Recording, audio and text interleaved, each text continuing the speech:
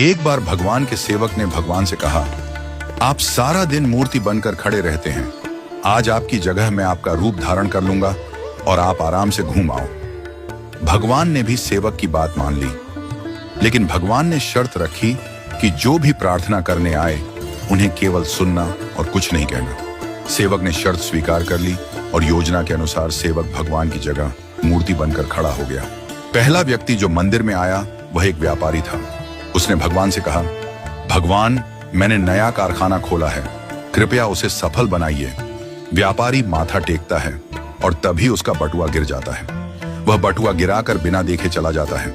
सेवक बेचैन हो जाता है और सोचता है कि व्यापारी को बता दे कि उसका बटुआ गिर गया है, लेकिन भगवान की शर्तों के अनुसार वह कुछ नहीं कहता। कुछ समय बाद एक गरीब आदमी आता है और भगवान से कहता है, भगवान, घर में खाने के लिए कुछ नहीं है, कृपया हमारी मदद करें।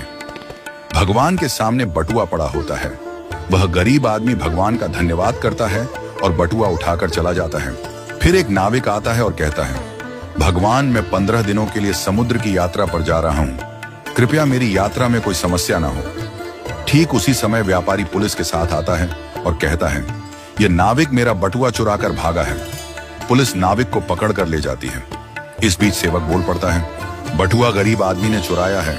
इसके बाद गरीब आदमी को पकड़कर जेल भेज दिया जाता है। रात को भगवान लौटते हैं और सेवक खुशी खुशी पूरा किस्सा सुनाता है।